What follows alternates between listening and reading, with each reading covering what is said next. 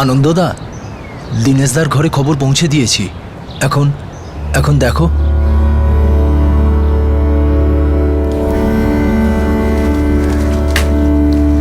বাসুদেব, দীনেশের ওখানে তো আমরা খবর পাঠিয়ে দিয়েছি, কিন্তু ওর মায়ের শেষ কাজ করতে বোধহয় আসবে না। আনন্দবাবু, আমার শালা দীনেশ ওনার ছেলে হয়। শেষ দেখা কি, অন্তিম সংস্কার তো ওকেই করতে হবে। আসবে না? আমার কথা শোনো, একবার অনিতাকে জিজ্ঞেস করে নাও, কতক্ষণ অপেক্ষা করবে? উনি আমাদের প্রধান, উনি যেটা বলবেন আমরা সবাই সেটা মেনে নেব।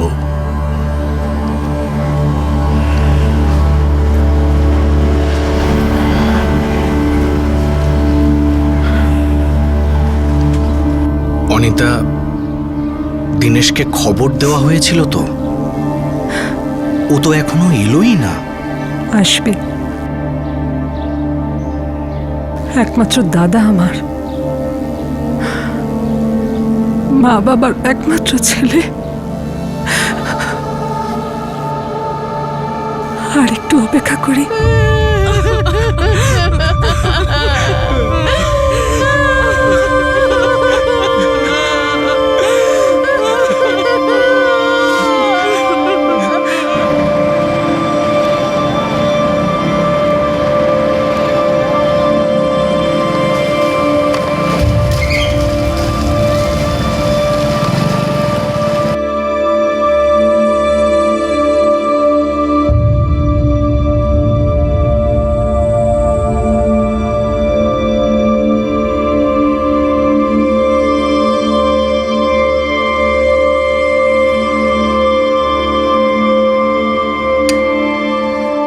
মা মারা গেছে। তুমি যাচ্ছ তো? কেন যাব? অনিতা আর বাসুদেব আমার সম্মানহানি করবে, তাই ছোট করবে আমাকে। আজকের দিনে এসব ভুলে যাও। মার মুখে আগুন দেওয়া তোমার ধর্ম আর অধিকারও। শুধু নামের অধিকার আমার। এরকম ভাবে ভেবো না গো। অধিকার এমনি এমনি পাওয়া যায় না, অধিকার দাবি করতে হয়, আর যদি দরকার পড়ে ছিনিয়েও নিতে হয়। তা না হলে এই অধিকারের সাথে অন্যান্য অধিকারগুলো হাতছাড়া হয়ে যাবে। বুঝতে পারছো আমি কি বলতে চাইছি? ছত্তিশগড়ের জগদীশপুরের বাসিন্দা নর্মদা সাহুর মৃত্যু হয়েছিল, কিন্তু তার ছেলে দীনেশ সাহু তার শেষকৃত্যে যোগ দিতে সম্মত ছিল না। দীনেশ সাহুর মনে নিজের মায়ের মৃত্যু শোকের থেকেও বেশি বোন অনিতা গৌড়ের বিরুদ্ধে অভিযোগ ছিল। এই অভিযোগ, এই ক্ষোভই দীনেশ সাহুর মনে এক অদ্ভুত ভয়ের জন্ম দিয়েছিল। কিন্তু এই অভিযোগের বীজ কবে বপন করা হয়েছিল? আর এখন প্রশ্ন হলো এটাই যে এই বৈরিতাই ক্ষোভের গাছ কত বড় হতে চলেছে।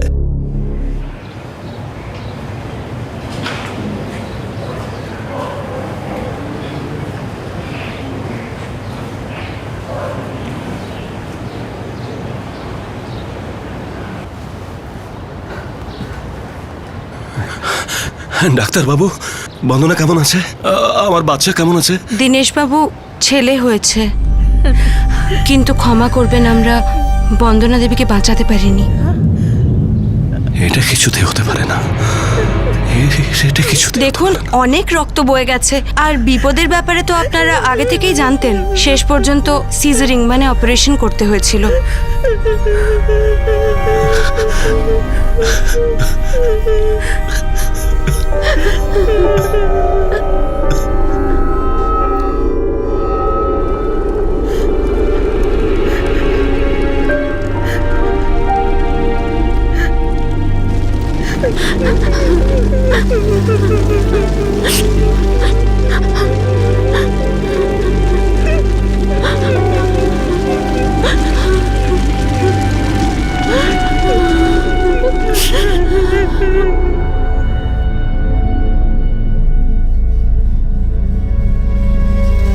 দীনেশ, কি হয়েছে? আমি জানি তোর মন ভালো নেই, কিন্তু বাচ্চাটার নামকরণ তো করতে হবে। দেখ, বাড়ির লোকেরাই কেবল থাকবে, একটা ছোট্ট অনুষ্ঠান। আরে আমি কোনো নাম ঠাম দেব না, আমি তোর মুখ পর্যন্ত দেখতে চাই না। এমন কথা বলিস না, এটা তোর বাচ্চা। এই বাচ্চাটা বন্দনার মৃত্যুর জন্য দায়ী নয়। তাহলে কে দোষী? আমি? যা ভাগ্যতে লেখা থাকে না তাই হয়। তাহলে বন্দনার ভাগ্যে এটাই লেখা ছিল, তারই পরিণতি হলো এটা। অপয়া কোথাকার। দীনেশ,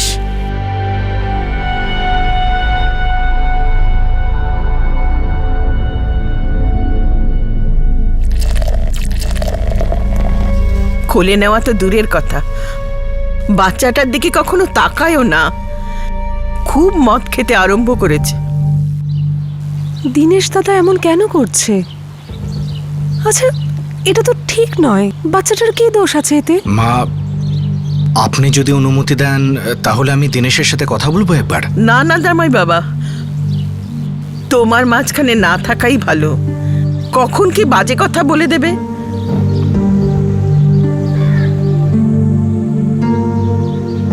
নামকরণের কি ভাবলে মা?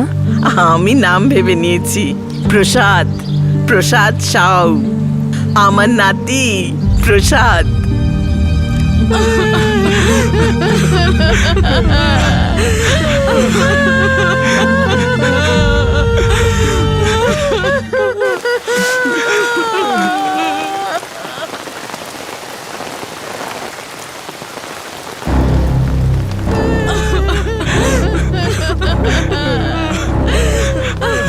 মা, দীনেশ মামা আসবে না। আর কেনই বা আসবে? তুমি তো জানো কেন আসবে না। যা হয়েছে তা হয়েছে। মায়ের থেকে বড় তো আর কিছু নয় না রিতেশ। আরে দীনেশ দাদা ছাড়া মায়ের মুখাগ্নি কি করে হবে বল? হয় না তা। বাবা, মা বলছিল যে ঠাকুমা নাকি মারা গেছে। অন্ত্যেষ্টির জন্য চামচে পাঠিয়েছে। আরে আমার মাকে আমি মুখাগ্নি করব, আমারই অধিকার এটা। আমার অধিকার কেউ কোনো দিন ছিনে নিতে পারবে না। দীনেশ, আর রেগে থাকিস না। প্রসাদের তোর দরকার আছে, আর ভবিষ্যতে তোকেই ওর সবকিছু দেখতে হবে। আমি থাকি আর না থাকি, ওকে পড়াতে হবে, ওকে কত বড় করতে হবে, ওর বিয়ে দিতে হবে। আমি আবার বিয়ে করছি। আমার এক বন্ধু আছে, ওরই চেনা জানা একটা মেয়ে। ওর মা বাবার সাথে কথা হয়েছে, আমি দেখা করেছিলাম। জয়শ্রী নাম ওর। আমার পছন্দ হয়েছে। ও কি জানে তোর বিয়ে হয়েছিল আগে, একটা বাচ্চা আছে? জয়শ্রী, জয়শ্রী,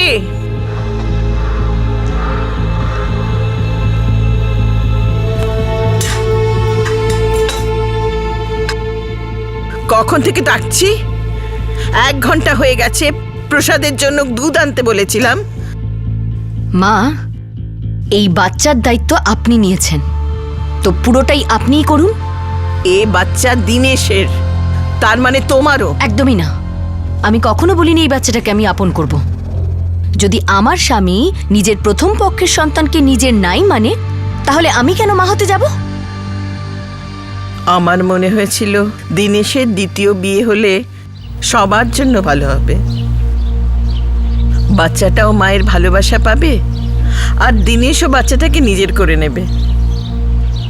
কিন্তু এখানে তো উল্টো গঙ্গা বইছে।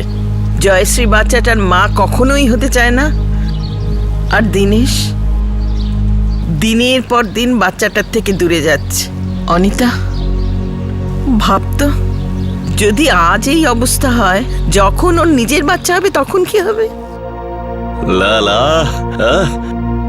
এই হলো আমার বাচ্চা, আমার আসল রক্ত। গৌরব নামটা কেমন লাগবে? খুব ভালো হবে। আমাদের প্রথম সন্তান গৌরব। গৌরব দীনেশ সাহু। গৌরব ছিল দীনেশের দ্বিতীয় পুত্র সন্তান, কিন্তু দীনেশ তার প্রথম পক্ষের প্রথম সন্তান প্রসাদকে নিজের সন্তান বলে মানতে রাজি ছিল না।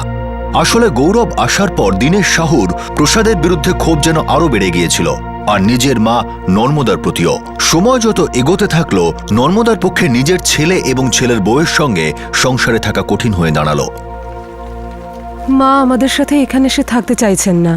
বলছেন ওটাই ওনার বাড়ি, যা আমাদের বাবা বানিয়েছেন। বলছেন যে ওই বাড়িতে ওনার অধিকার রয়েছে। অধিকার তো থাকবেই অনিতা, কিন্তু এই অধিকার নিয়ে সবচেয়ে দুঃখের ব্যাপারটা হলো যে এটা নিয়ে দাবি তখনই ওঠে যখন নিজেদের মধ্যে মনোমালিন্য সৃষ্টি হয়। যখন সব মানুষ মিলেমিশে একসাথে থাকে, তখন ভাগাভাগির কথা কেউ বলে না। মা, আপনি প্রসাদের জন্য যে খুশি খুঁজে বেড়াচ্ছেন ওটা বাড়ির বাইরেই পাবেন। মানে তুমি কি আমাকে এই বাড়ি থেকে বেরিয়ে যেতে বলছো? বাড়ি থেকে তাড়িয়ে দিচ্ছ? তো ভুল কি বলছি? আপনি যেটা চাইছেন সেটা আমার পক্ষে সম্ভব নয়। জয়শ্রী একদম ঠিক কথা বলছে। আমি আমার বাবার একমাত্র সন্তান, এ বাড়ি আমার। তোমার বাবা আমার স্বামী ছিলেন, এটা তুমি ভুলে যাচ্ছ। এ বাড়িতে আমার অধিকার আছে, এই জন্য তোমরা দুজন আমাকে এ বাড়ি থেকে তাড়িয়ে দিতে পারবে না। মা, তার মানে আপনি আমাদের বাড়ি থেকে বের করে দিচ্ছেন? এটা আমার আর আমার ছেলের মধ্যেকার কথা, তুমি এর মধ্যে না এলেই ভালো। এই সংসারে আগুন তুমিই লাগিয়েছো। হ্যাঁ, অনিতাই তো এসব কথা লাগাচ্ছে মা। আমি কিছু বলছি না মানে এটা ভেবো না যে আমি কিছু জানি না, কিছু বুঝি না। ওরই কথাগুলো তুমি বলছো, তাই না? হ্যাঁ, ও হতে পারে পঞ্চায়েতের সদস্য, এর মানেটা এই নয় যে ও বাড়িতে এরকম নোংরা রাজনীতি চালাবে। ওকে বলো এই নোংরা রাজনীতি ও দপ্তরে করুক, এখানকার একটা ইটের ওপর ওর কোনো অধিকার নেই। ও একসময় এই বাড়ির মেয়ে ছিল, ওকে বলে দাও যে ওকে বিয়ে দিয়ে আমরা বিদায় করেছি, এদিকে যেন ও ফিরে না তাকায়। এই বাড়ি আমার, আমি এখান থেকে কোথাও যাচ্ছি না। যদি এই বাড়ি থেকে কাউকে যেতেই হয় তাহলে তোমরা দুজন যাবে।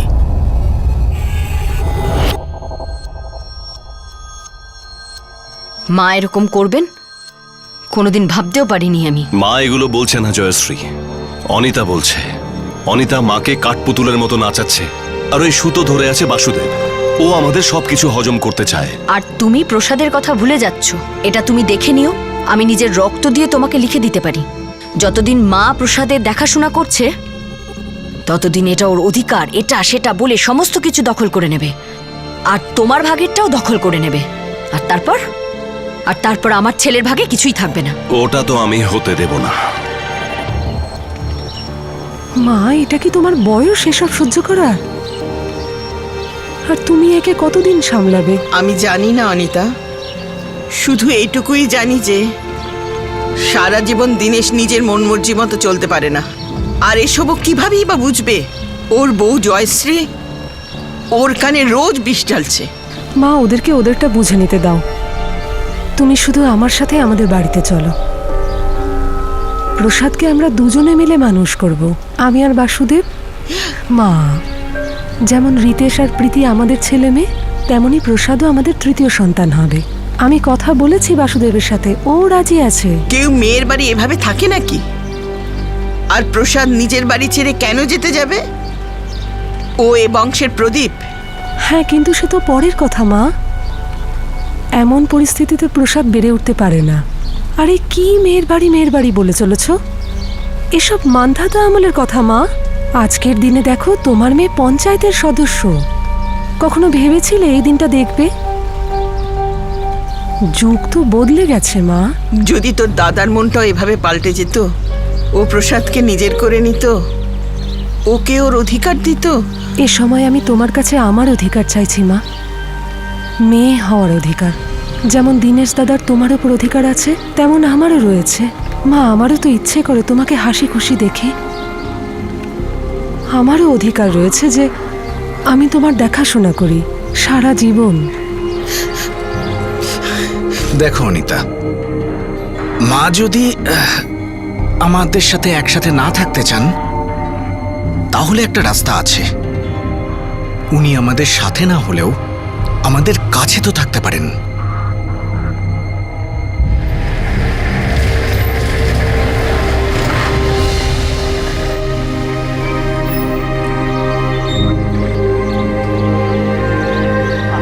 দাদা, জিনিসপত্রগুলো একটু নামিয়ে দেবেন, একটু সাবধানে। আসুন মা, আসুন আসুন আসুন, হাতটা দিন। মা, আমরা এক বাড়িতে না হলেও একসাথেই থাকবো। আপনি যদি এখান থেকে একটা ডাক দেন, অনিতার আমি শুনতে পাবো।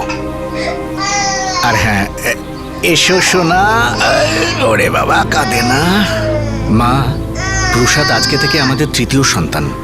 আপনার সাথে থাকবে, কিন্তু আমরাই ওর মা বাবা। কাঁদে না সোনা।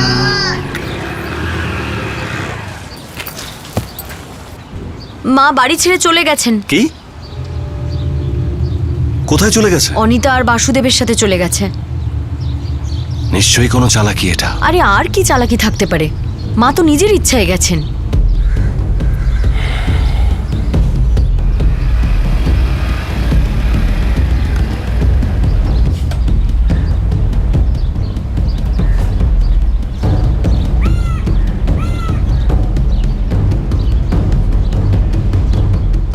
ভাই দীনেশ, আমি সমস্ত রেকর্ড 3-3 বার চেক করেছি।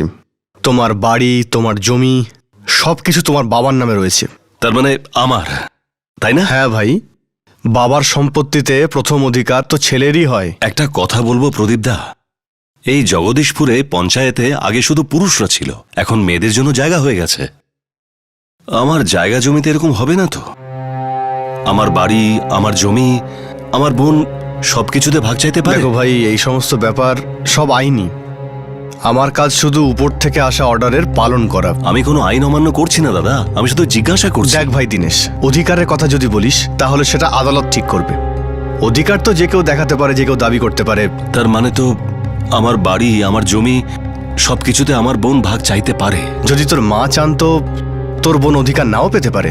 মায়ের অধিকার বেশি নাকি আমার? এটা আশেপাশের গ্রামের প্রায় প্রত্যেকেই জানে যে তুই তোর মাকে বাড়ি থেকে বের করে দিয়েছিস। আরে এসব বাজে কথা প্রদীপদা, নিজের ইচ্ছেই গেছে, আমি কখনো বাড়ি থেকে আরে তাড়াই। ঘুরে ফিরে তো কথাটা একই হলো। পুরো গ্রাম তোর বোন আর বোনের বরের সুনাম করছে। মেয়ে হয়েও সে ছেলের দায়িত্ব পালন করেছে। তোর বৃদ্ধ মা আর তোর প্রথম পক্ষের ছেলেকে ওই তো দেখাশোনা করছে। এটা তো মানতেই হবে। ওই আমার বোন অনিতা আছে না, ওর চালাকিটা একেবারে ঠিক। চালাকি ওর থেকে শিখতে হয়। এটাকে তুই চালাকি বলিস আর যাই বলিস, কিন্তু সত্যি তো এটাই যে তোর বোনই তোর বৃদ্ধ মাকে দেখাশোনা করছে। আর তোর বোন গ্রামের পঞ্চায়েতের সদস্য।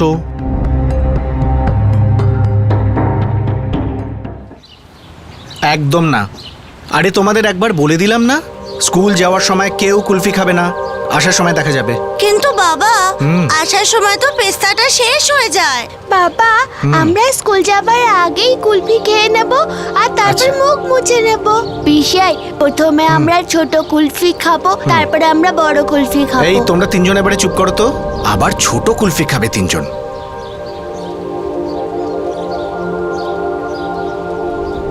আচ্ছা মা, আমি বেরোচ্ছি। আরে আজকাল তো তুই দেখছি পঞ্চায়েতের প্রধান হয়ে গেছিস। এখনো দেরি আছে মা। 4 মাস পরে পঞ্চায়েতের নির্বাচন রয়েছে। এবার তোমার জামাই তো লড়ছে না। কেন? আরে ও তো খুব ভালো কাজকর্ম করছে, লোকে কত সম্মান করে। কিন্তু ওকে এখন ওর শিক্ষকতায় মন দিতে হবে। তো বললো অনিতা, এবার তুমি লড়ো। আরে বাহ, তাহলে তুই প্রধানও হবি। এখন মানুষ যদি চায় তো নিশ্চয়ই হব। ও এত ভালো ভালো কাজ করেছে, সেটাই এগিয়ে নিয়ে যাব। আমার মেয়ে এত বুদ্ধিমতী আর এত বড় কবে যে হয়ে গেল বুঝতেই পারলাম না। যদি তোর বাবা আজকে বেঁচে থাকতেন খুব খুশি হতো। তুমি তো খুশি হচ্ছ না? খুব খুশি হয়েছি। ব্যাস, আমার জন্য এটুকুই যথেষ্ট। অনিতা গ্রামের প্রধান হলো, সন্তানরা বড় হতে লাগলো, কয়েক বছর কেটে গেল। কিন্তু তার মধ্যেই দীনেশ একবারও তার মা নর্মদা বা তার প্রথম পক্ষের সন্তান প্রসাদকে দেখতে এলো না।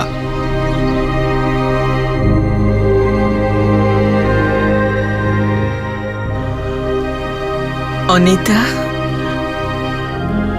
আমি যদি এখন চলে যাই তাতেও আমার কোনো আফসোস নেই। আমি খুশি মনেই চলে যাব। কেন এসব কথা বলছো? হ্যাঁ, কিচ্ছু হবে না তোমার, ঠিক হয়ে যাবে মা। লোকে বলে যে তুই আমার আসল ছেলে, কিন্তু আমি বলি সব মা বাবার যেন তোর মতো মেয়ে হয়। আপনি ঠিকই বলেছেন।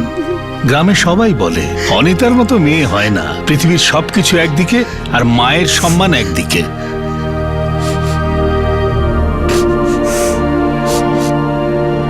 যখন অনিতার মা নর্মদার জীবনাবসান হলো তখন অনিতা গ্রামের প্রধান ছিল আর বেশ জনপ্রিয় ছিল। 19 বছর কেটে গেছে। দীনেশ নর্মদার প্রসাদের মুখ পর্যন্ত দেখেনি।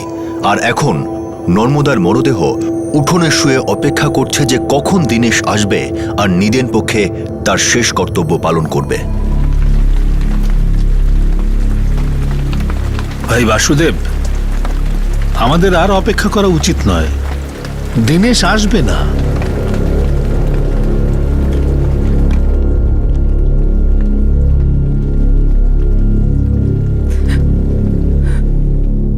আমিও দেখছি আমাকে ছাড়া অন্তিম সংস্কার কিভাবে হয়। আরে মায়ের চিতাতে মুখাগ্নি করা ছেলেরই অধিকার। আরে আমাদের অধিকারের ব্যাপারে কে জানতে যাচ্ছে?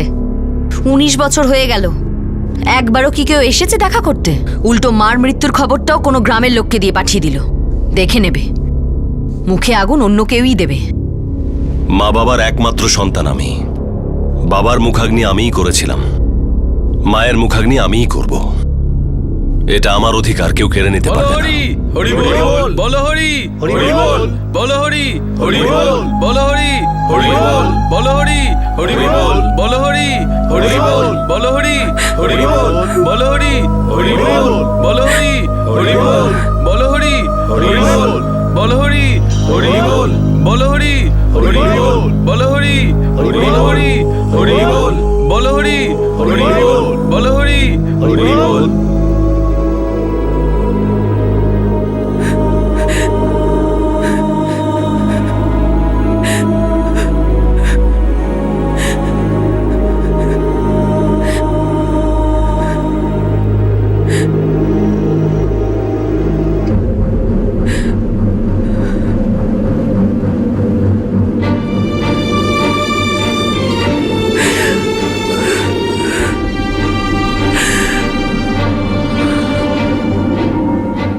দেখো অনিতা, আর অপেক্ষা করো না। অধিকার আছে দীনেশ দাদার। ও নিজে না এসে মত জানিয়ে দিয়েছে। এবার কাজ শুরু করে দাও। এছাড়া তোমার মায়েরও শেষ ইচ্ছা এটাই ছিল। আনন্দ, অনিতাকে বলো আমার মুখাগ্নি যেন ওই করে। আপনার কিচ্ছু হবে না, এখনো তো নাতি নাতির বিয়ে দেখা আপনার বাকি রয়েছে। আমার এত লোভ নেই। বাসুদেব আর তোমরা আমার জন্য অনেক কিছু করেছো। আমার ছেলে থাকতো ও আমার জন্য কিছুই করেনি। প্রসাদকে একবারের জন্য কোলেও নেয়নি। অনিতাই আমার কাছে সবকিছু। ওই আমাকে বিদায় দেবে। भारतवर्षे भरतखंडे आर्यावर्तैक देशे जम्बूद्वीपे आकाश मार्गे धर्मराज लोके प्रेतस्य प्रेतत्व मुक्त्यर्थम उत्तम फल प्राप्त्यर्थम ते मया दीयते सौप्रतिष्ठता। खंडे आर्यावर्तैक देशे जम्बूद्वीपे आकाश मार्गे धर्मराज लोके प्रेतस्य प्रेतत्व मुक्त्यर्थम।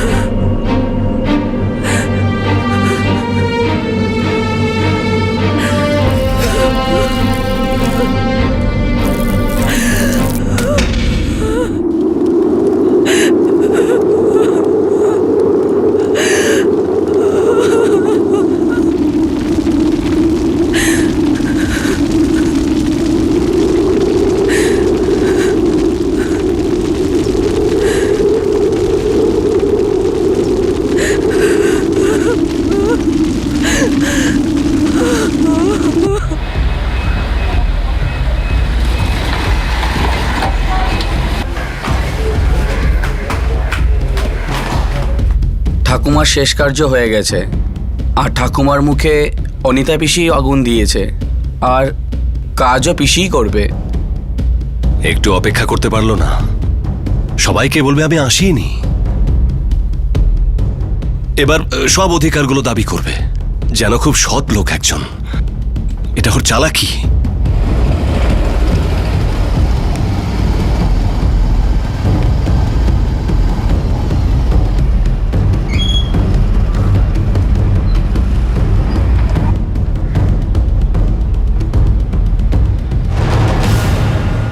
গত 19 বছর ধরে একই প্রশ্ন তুই আমাকে বারবার করছিস, যে তোর বাবার দলিলে কোনো পরিবর্তন হয়েছে কিনা। যখন নিজের রক্ত শত্রু হয়ে যায় না, তখন সামলে চলতে হয়। সামলে আর কতদূর যাবি তুই?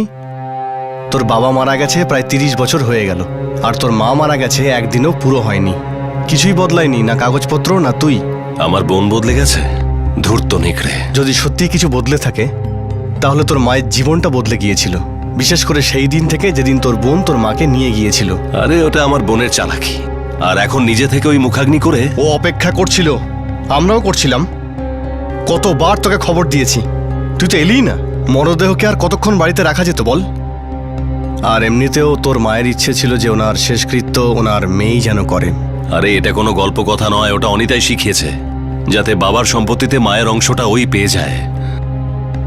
এরকম হয় তো নাকি বলো? এরকমও করতে পারে? করতে চাইলে তোর বোন অনেক কিছু করতে পারত, কিন্তু এই সময় ও শুধু একটাই কাজ করছে, তোর মায়ের পিণ্ডদানের ব্যবস্থা। কালকে ঘাট কাজের নিয়মও হবে। যদি পঞ্চায়েত সমস্ত ক্ষমতা প্রয়োগ করে তাহলে দলিল পাল্টানো যেতে পারে, মানে সত্যিটা মিথ্যে হয়ে যাবে। তোর বোন এখন গ্রামের প্রধান, ও ঠিক করবে না ভুল করবে সেটা ওই জানে, আমি কিছু বলতে পারবো না। আমি শুধু এটুকুই বলবো, তুই যেটা করতে চাইছিস সেটা একদমই ঠিক না। তোর মধ্যে তোর বোনের প্রতি হিংসা দিন দিন বেড়ে গেছে, আর সেটাই তোর মাথাটাকে কুরে কুরে খাচ্ছে। আর এই ভুল ধারণা তোকে কোথায় ফেলবে, কোথায় নিয়ে যাবে, এই ব্যাপারে আমি কিচ্ছু বলতে পারবো না। দলিল বদলে দেবে অনিতা, তাই না? হয়তো বদলানোর দরকারই পড়বে না, কারণ তোর মা তোর বোনকে নিজের ছেলে আর মেয়ে দুটোই মনে করত।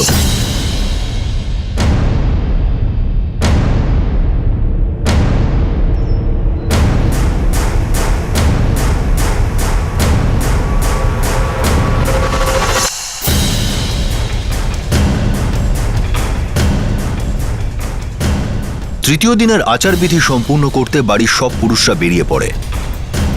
তারা নর্মদা শহর অস্থি বিসর্জন করতে যাচ্ছিল। অন্যদিকে বাড়ির মহিলারা অন্য একটি জলাশয়ে যাওয়ার উদ্দেশ্যে রওনা দেয়। আপাতদৃষ্টিতে সবকিছুই ঠিক মনে হচ্ছিল, কিন্তু হাওয়া অন্যরকম ছিল, যেন কিছু ঘটতে চলেছিল। ওরা অস্থি ভাসাতে যাচ্ছে, তুমি কি যাচ্ছ? আজ তো অনেক কিছুই ভাসবে।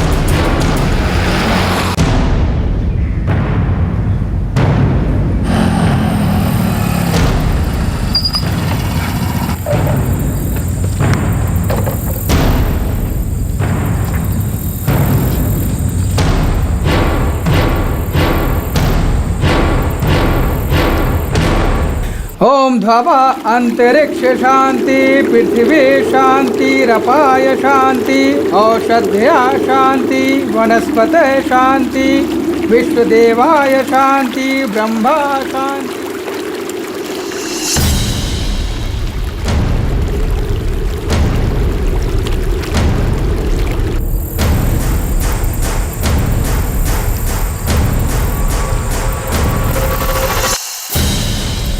ওই যে অনিতা, দেখ দেখ সবচেয়ে আগে যে যাচ্ছে।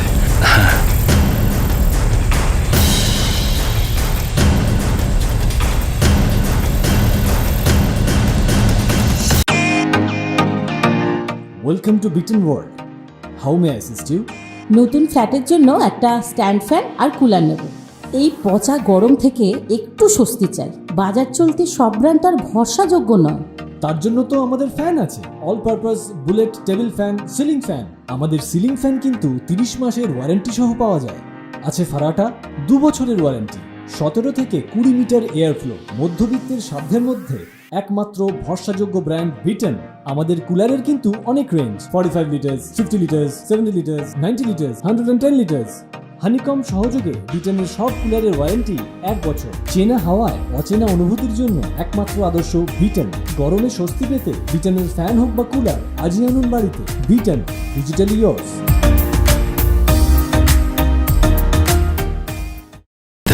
দেখ দেখ সবচেয়ে আগে যে যাচ্ছে।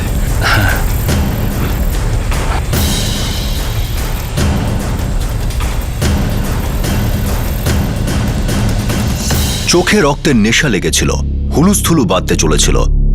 তবে আসল হুলুস্থুলু তো দীনেশ সাহুর মনের ভিতরে চলে আসছে অনেক বছর ধরে, যা আজ রক্তের স্বাদ নিতে চলেছে।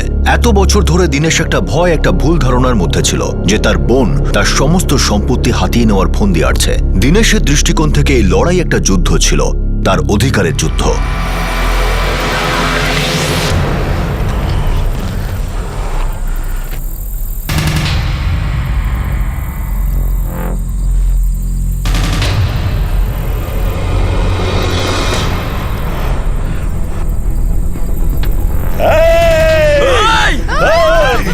নিজেকে খুব চালাক মনে করেছিস?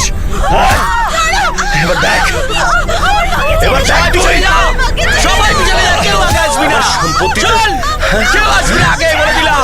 সম্পত্তি বুড়ি যা পিছনে, একদম চল।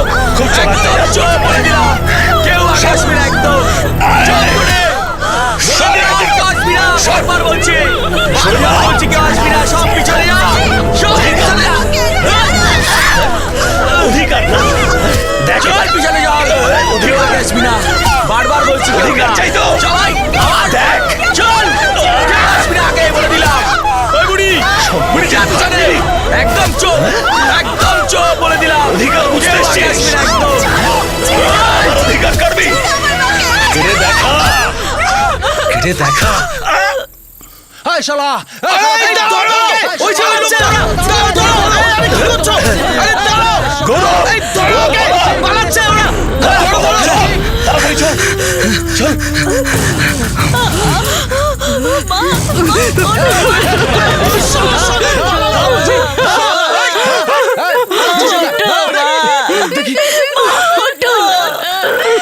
প্রতীক, তাড়াতাড়ি গাড়ি বার কর, ওনার কত রক্ত বেরোচ্ছে, তাড়াতাড়ি যা। শোনো গণেশ দা, আমি বরঞ্চ পুলিশকে ফোন করি। তাড়াতাড়ি কর, কিন্তু তার আগে ওনাকে এক্ষুনি হাসপাতালে নিয়ে যেতে হবে। তাড়াতাড়ি।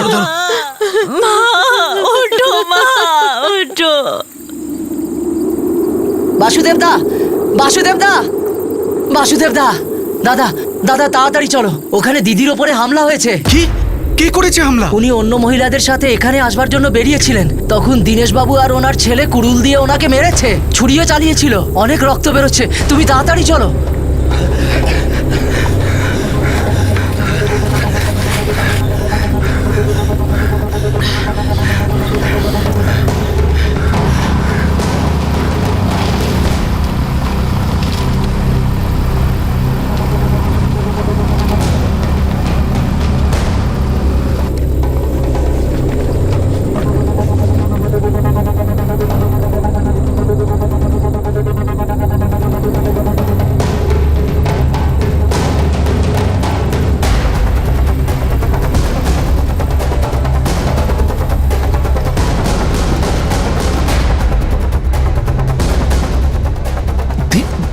দীনেশ? ওই তো দীনেশ।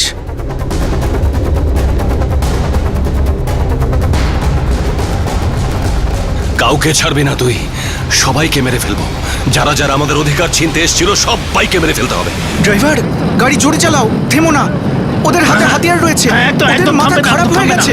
এই কাজ তুলে দাও, তাড়াতাড়ি গাড়ি চালাও, তাড়াতাড়ি জোরে চালাও।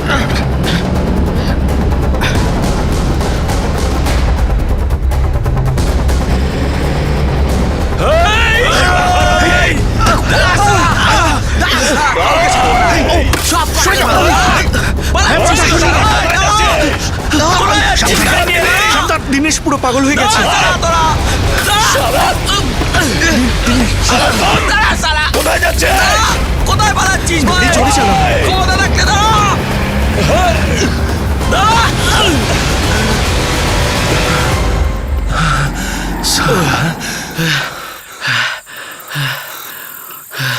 দেখ, এখানে থাকলে হবে না, চল এখান থেকে।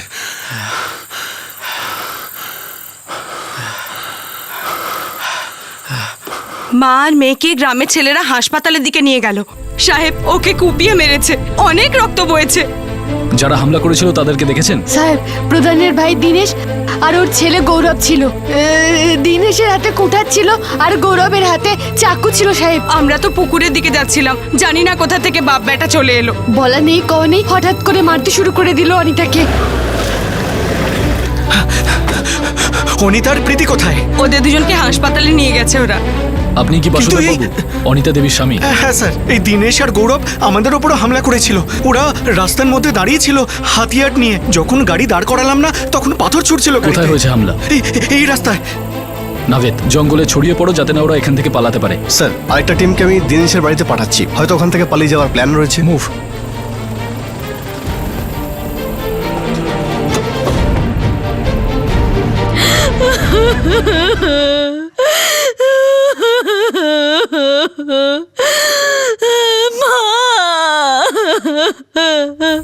সবাই বন্দুক নিয়ে রেডি হয়ে চারিদিকে ছড়িয়ে পড়ো।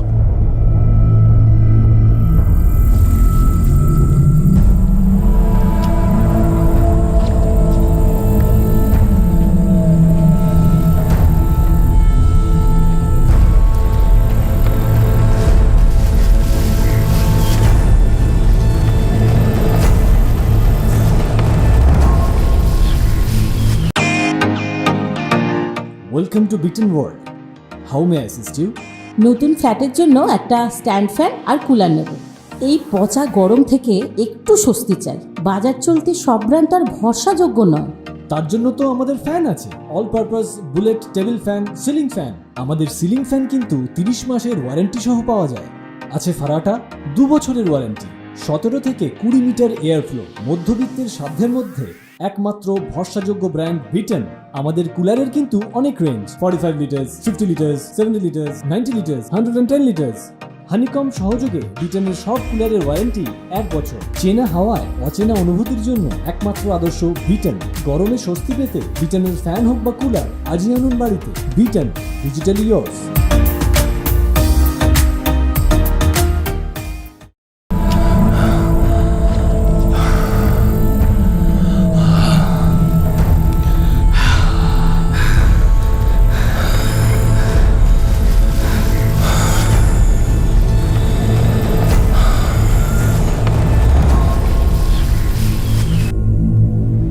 প্রীতি, প্রীতি, বাবা,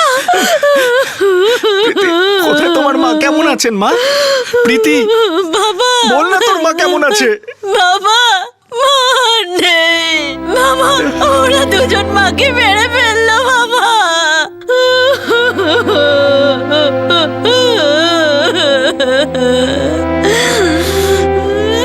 বাসুদেব বাবু, আমরা ওনাকে তাড়াতাড়ি এখানে আনার চেষ্টা করেছিলাম, কিন্তু অনেক দেরি হয়ে গিয়েছিল। ডাক্তারবাবু বললেন যে অনেক রক্ত বেরিয়ে গিয়েছে, তাই আর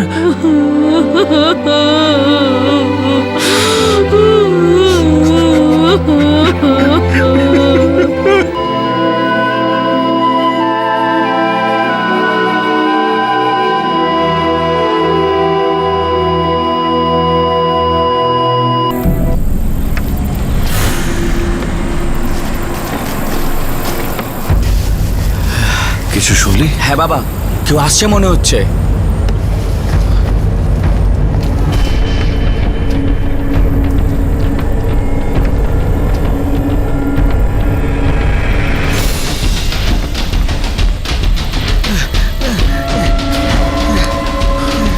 দিনেশ আর গৌরব হাতিয়ার ফেলে দাও, সারেন্ডার করে দাও।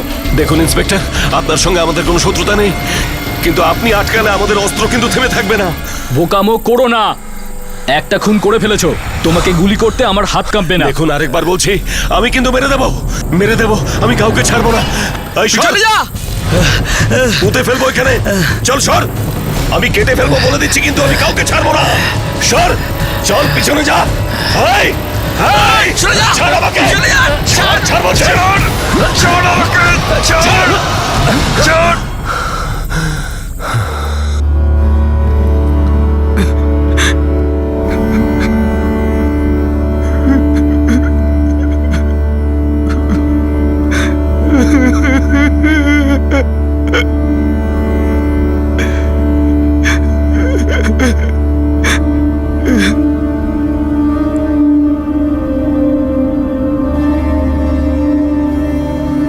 দীনেশ সাহু, তোমরা তোমাদের উদ্দেশ্য সফল করেছো। অনিতা দেবী, তোমার বোন, হসপিটালেই মারা গেছে। এবার চার্জ হত্যার লাগবে। এসব ধারা ফারাতে আমাদের কিছু যায় আসে না ইন্সপেক্টর সাহেব। কোনো ভুল করিনি আমরা, যা করেছি ঠিক করেছি। ওই মহিলা এরকম ছিল। ওই মহিলা বোন ছিল তোমার, যে শুধু তোমার মাকেই দেখাশোনা করতো না, তোমার বড় ছেলেরও দায়িত্ব নিয়েছিল। 19 বছর ধরে শুনে আসছি যে ও আমাদের সব দায়িত্ব নিয়েছিল, কিন্তু এটা কেউ জানে না যে এটা ওর চালাকি ছিল। ও জেনে বুঝে এসব কাজ করেছিল যাতে আমাদের সব কিছু ওর নিজের হয়ে যায়। আমার মাকেও আমার থেকে ছিনিয়ে নিয়েছিল। কেউ কিচ্ছু করেনি দীনেশ, পুরো 19 বছর তুমি তোমার মা আর ছেলের সঙ্গে দেখা করোনি। এটা অনিতার চাল ছিল, নেকড়ে ছিল, নেকড়ে অনেক দূর ভেবে রেখেছিল। সবাইকে বলতে চেয়েছিল যে ছেলে আর মেয়ে সবার কাজটাই ও একা করছে। আমার ব্যাপারে অনেক মিথ্যে কথা বলতো, তার উপর পঞ্চায়েত প্রধান ছিল। এমন কোন কাজও করেনি আমার মা আর ছেলেকে আলাদা করার জন্য। সম্পত্তির ভাগ নিয়ে নেবে বলে মুখাগ্নির অধিকারও আমার থেকে ছিনিয়ে নিয়েছে। ওই অধিকার শুধু আমার ছিল, আমার। বাজে কথা বন্ধ করো দীনেশ, আমরা সবকিছু জিজ্ঞাসাবাদ করেছি। তোমাকে খবর পাঠানো হয়েছিল, তোমার বাড়িতে লোক পাঠানো হয়েছিল, 3 ঘন্টা ধরে তোমার অপেক্ষা করা হয়েছে, কিন্তু তুমি আসোনি। মাথা গরম হয়ে গেছিল সাহেব, ও আমাদের সবকিছু নিতে চাইছিল, সমস্ত অধিকার নিতে চাইছিল।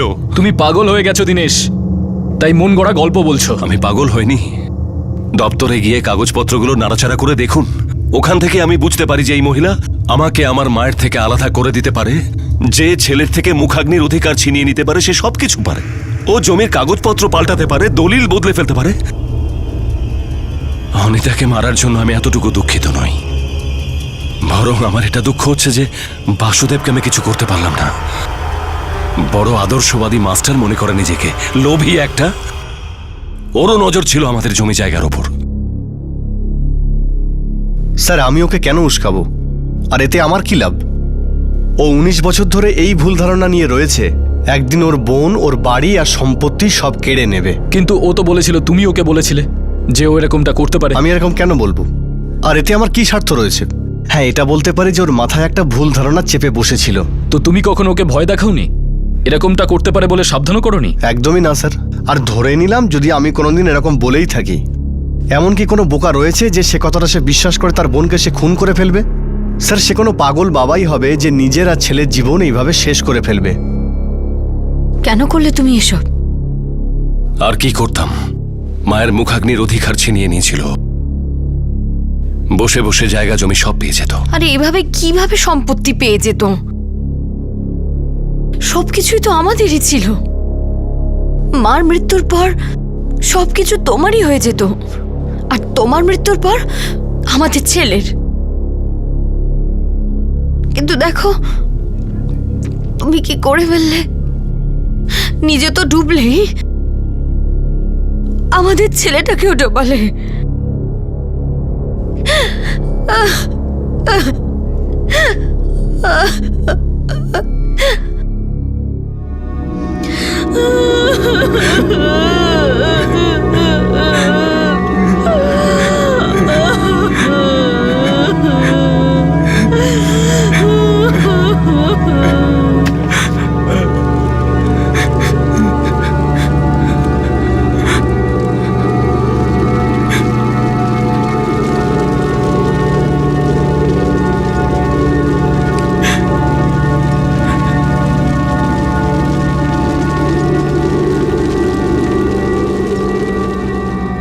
দীনেশ সাহু আর তার ছেলে গৌরব সাহুকে আইপিসির 302 ধারা অনুযায়ী হত্যার অপরাধে গ্রেফতার করা হয়েছে। এখন দুজনই আইনি হেফাজতে আছে। এই হত্যাকাণ্ড গোটা গ্রামকেই কাঁপিয়ে দিয়েছিল। অনিতা গ্রামের প্রধান ছিল, আর এই গ্রামের প্রত্যেক পরিবারের সঙ্গে তার সম্পর্ক ছিল। অনিতা গ্রামের উন্নতির জন্য অনেক পরিশ্রম করেছিল, আর সেই সঙ্গে সে শুধু নিজের পরিবারের দেখভালই করেনি, বরং তার দাদার প্রথম স্ত্রী বন্দনার জন্ম দেওয়া প্রসাদকেও নিজের সন্তানের মতো মানুষ করেছিল। আর তার বৃদ্ধা মায়ের সব দায়িত্ব নিজের মজবুত কাঁধে তুলে নিয়েছিল। অন্যদিকে দীনেশ এমন এক ভয় আর ভ্রান্তির শিকার ছিল যার কোনো ভিত্তি ছিল না। নিজের অধিকারের বিষয় তো দীনেশ বেশ উত্তেজিত হয়ে উঠত, কিন্তু সেই উত্তেজনা সে নিজের দায়িত্ব পালনের ক্ষেত্রে কখনো দেখায়নি। 19 বছরে দীনেশ তার মা আর তার প্রথম সন্তান প্রসাদকে দেখতে কখনো আসেনি, আর এই ঘটনার সাক্ষী ছিল গোটা গ্রাম। আর এখন এত বড় সাংঘাতিক অপরাধ করার পরেও তার কোনো অনুশোচনা ছিল না। অত্যন্ত দুঃখজনক বিষয় হলো যে অনিতা গৌরকে এইভাবে নিজের দাদার হাতে প্রাণ খোয়াতে হলো। পারিবারিক সম্পর্কের মধ্যে ব্যক্তিগত অনুযোগ, রাগ, হিংসা, মনোমালিন্য, এই সমস্ত অনুভূতি দীর্ঘকাল যাবৎ গোপন করা সম্ভব। এই অনুভূতি আপনাকে এমন যন্ত্রণা দিতে পারে যে তার সামনে বাইরের জগতের দেওয়া দুঃখ, কষ্ট, উদ্বেগ খুবই তুচ্ছ বলে মনে হয়। প্রায়শই আমাদের প্রফেশনাল ফিল্ডে টানাপোড়েন, সেখানকার লোকেদের সঙ্গে মতবিরোধের মোকাবিলা করাও সহজ হয়ে থাকে, কিন্তু পারিবারিক দ্বন্দ্বকে সহ্য করা অসহ্য হয়ে ওঠে। কিন্তু এমনটা কেন হয়?